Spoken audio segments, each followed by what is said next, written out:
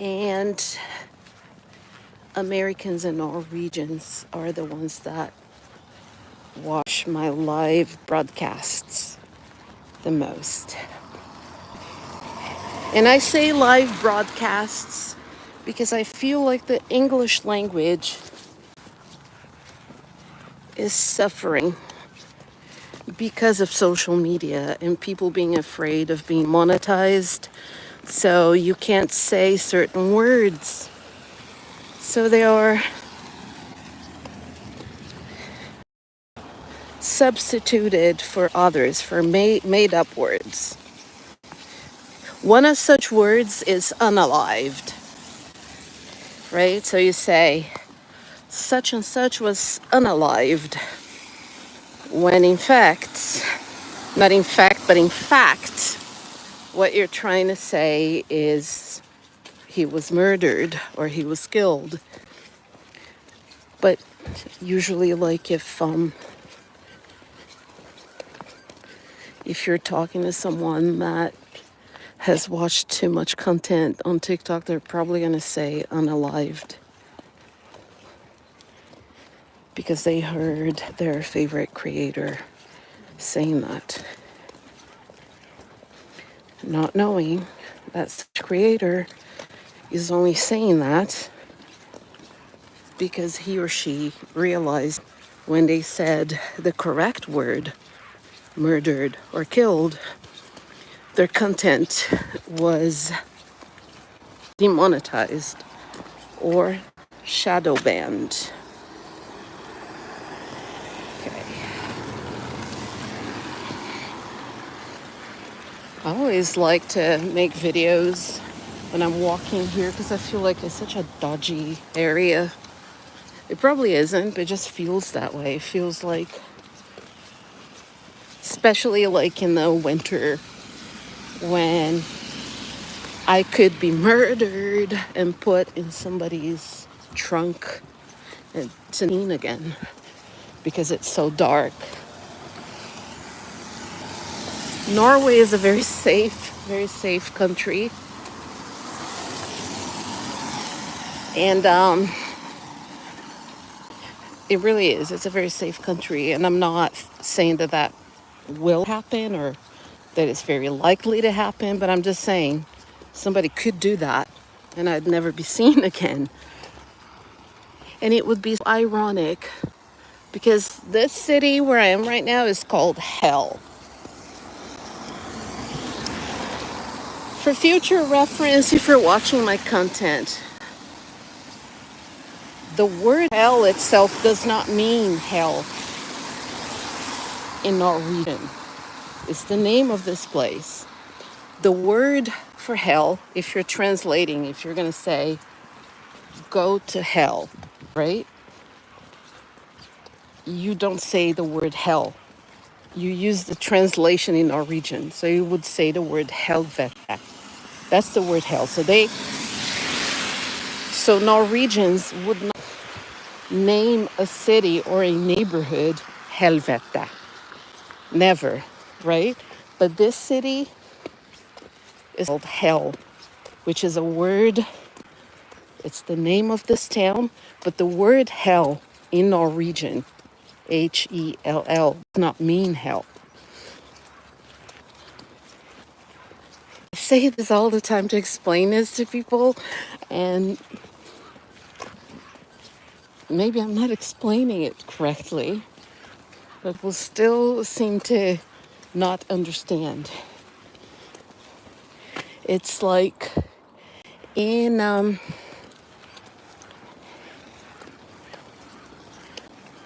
right, in Portuguese, the word embaraçada means embarrassed.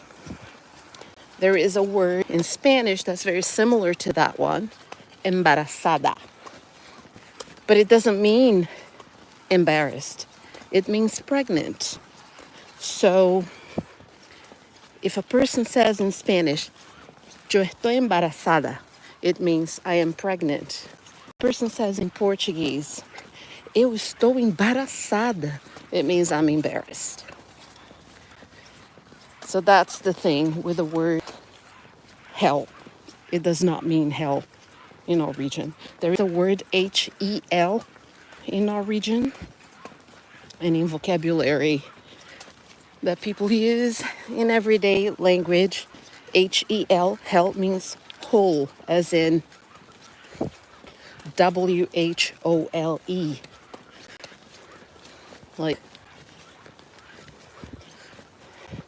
Maria ate the whole cake. Maria spiste hele kaken. Something like that. So the word Hel, that kind of resembles the word Hel, does not mean hell in our region. It still goes over people's heads when I say that. But yeah, this little city is called hell.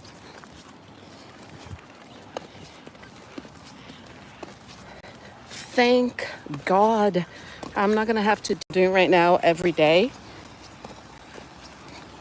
My routine is going to be take the train from my neighborhood, get off at the train station in another neighborhood, and take the bus directly to my work from that neighborhood. And it's going to be fantastic, stunning.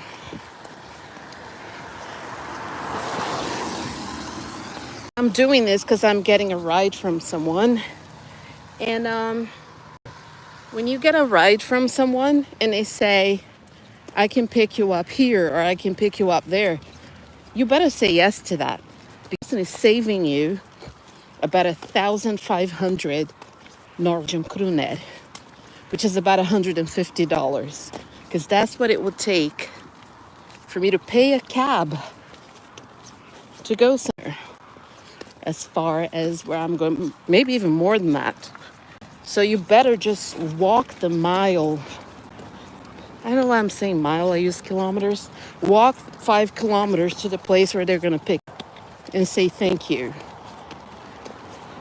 Because they're doing you a huge favor. And I'm very grateful that my workmates, they're very cool about giving me a ride. I myself like having to ask, but I do ask on occasion. Because sometimes I just don't have another option. And I don't have money to just blow stuff like this. I have a beautiful condo in Brazil, and I pay fees for that condo every month. I pay about $200, maybe $300 each month, depending on what's going on. If they're fixing or building something or doing something in the building, then I have to pay a bit more. When they're not doing anything, I pay a bit less. But here's the deal. It's my apartment. My mom and dad left it to me. My brother was left with an apartment. I am left with an apartment. And father went to university for 6 years. He worked as an engineer for, I don't know, 35 years. I don't know how long it was. And he paid it off. So I'm not paying for the apartment. The apartment's paid for and it's mine. So I can do with it whatever I want to do with it. And as of the moment, I do not have the money to do restorations, and I don't have money to pay for storage, to take everything out of it. And just throw everything away. There's stuff there from my childhood, and there is furniture that is perfectly good. There's stuff that my mom bought like 3 years ago that wouldn't be suited for me to rent it out, but I just don't want to get rid of it. So people should stop giving me grief. But people are like, oh, that apartment cannot just be empty in Brazil. You have to rent it out. No, bitch, I don't have to rent it out. I'll rent it out if and when I am able to do it. So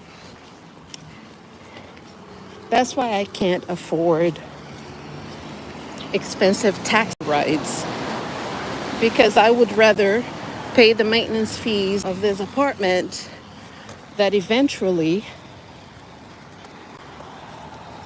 my daughter one day might get married or check up with somebody. She will eventually have her own family, her own life. My husband has the option to come with me to Brazil and retire there if he wants to.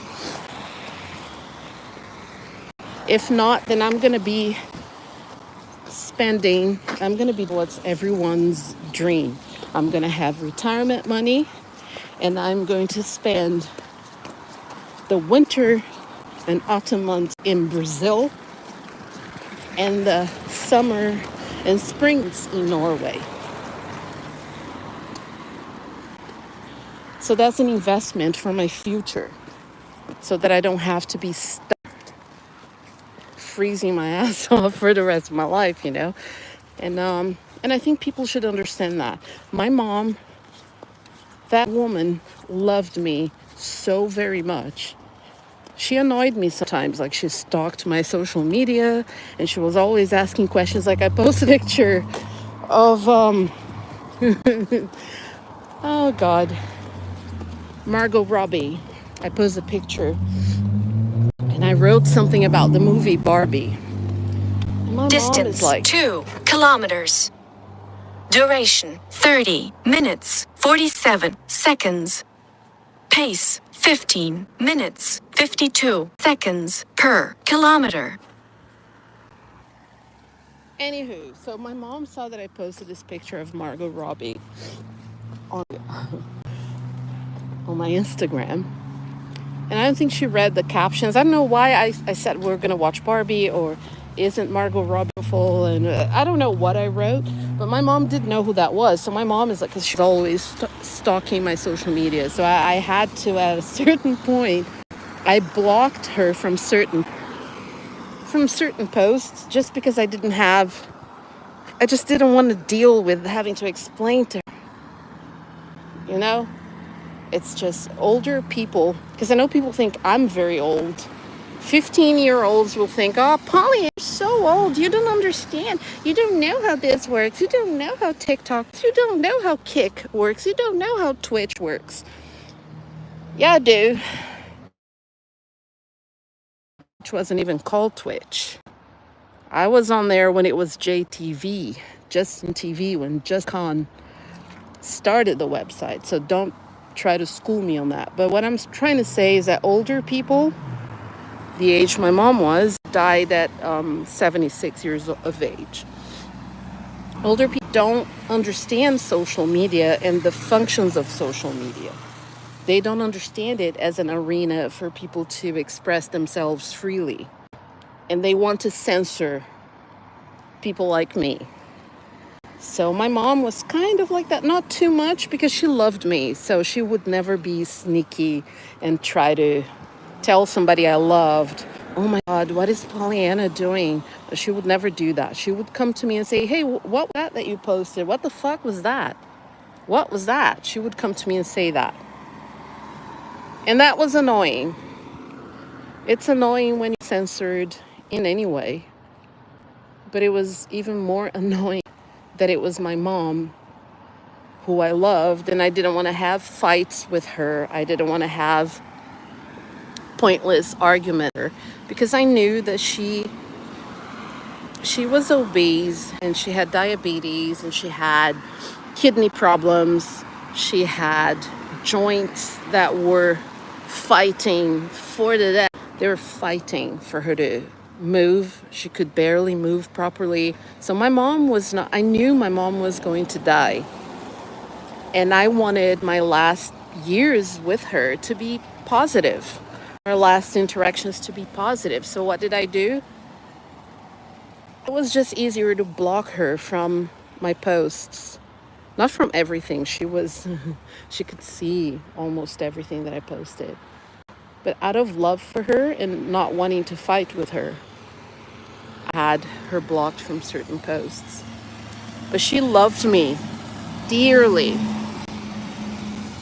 I remember when she saw that post, Margot Robbie, I didn't finish telling the story. And she was like, who is that? Is that a friend of yours? You're saying that she's so pretty? Why are you saying that? I mean, you're pretty. You're putting yourself down just because you posted this girl, and you're trying to say that she's better than you because she's better or whatever, but you have to have more self-esteem. And I'm like, Mommy, I'm just posting about the movie, the Barbie movie, and how some idiot men are saying that Margot Robbie is mid, that she's not pretty. And when you look at those men who are saying that, they are gross. That's what the post was about. I was not putting myself down. So I had to explain everything to my mom, but the woman loved me more than anything in this world. And I talked to her every day, and she knew how awful it was for me to survive the winters here. She knew how cold it was. She knew how miserable. I am miserable in the autumn and in the winter. And there's no... Aren't you used to it, Pollyanna? Haven't you been there for almost a quarter of a century? Listen, yes, that's all true. But it's still cold. And I can't walk around without feeling that it's cold. And I don't react to the cold the same way that a Norwegian person reacts to the cold. And I apologize if sometimes it bothers people that I'm wearing a jacket and they're like, it's not so cold for you to be wearing a jacket. But today, for example, it's cold, but because I'm walking around and like 3 kilometers, I am, my face is sweating. It's the worst feeling. My face is sweating, and under my arms, I'm sweating. But the rest of my body is cold. But if I put on a jacket,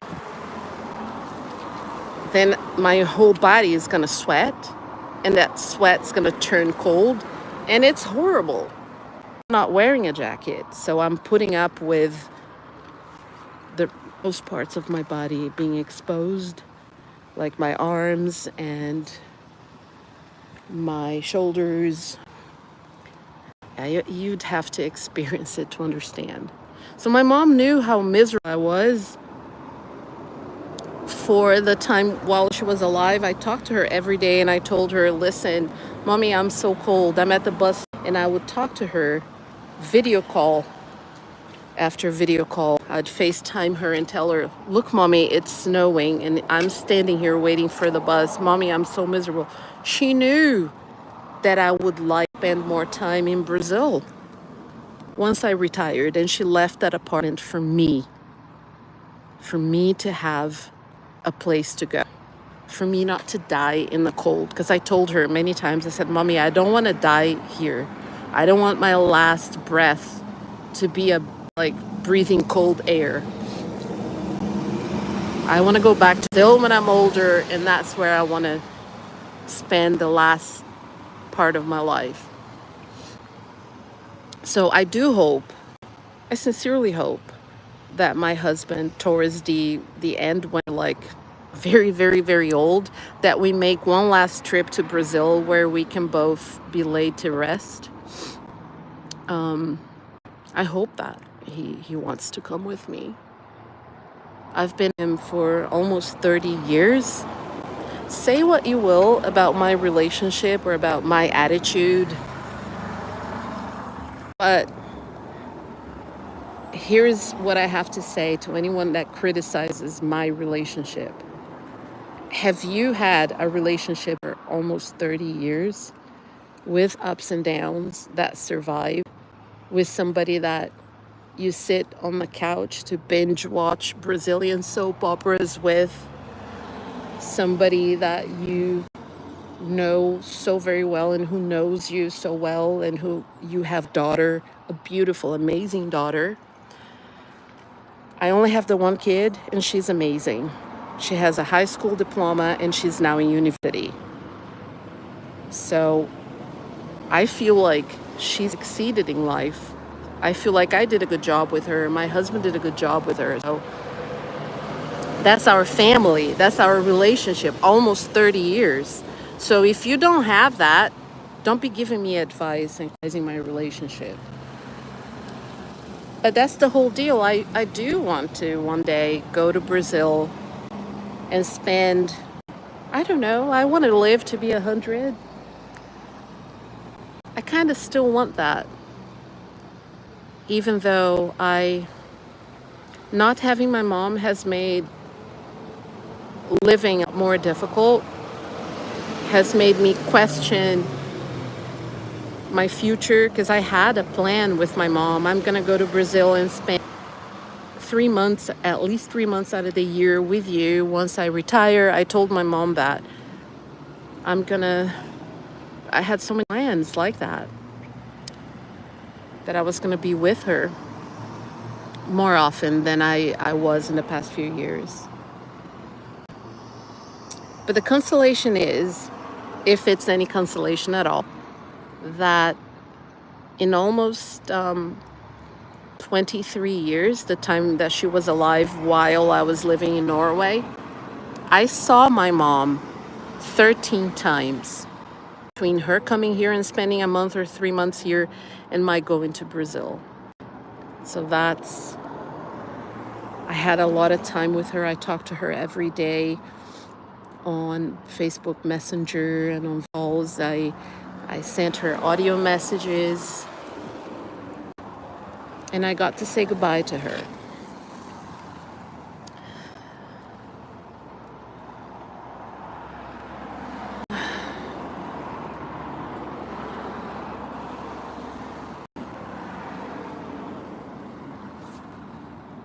There's nobody in here in this live broadcast. Yeah, I say live broadcast. I don't say in this live. I don't say that. I say live broadcast. Like I was saying when I first started this live broadcast, I don't like words like unalive or people saying PDF file instead of the actual word, or people saying deleting himself instead of saying suicide. I feel like language is taking a horrible beat down from society because of social media.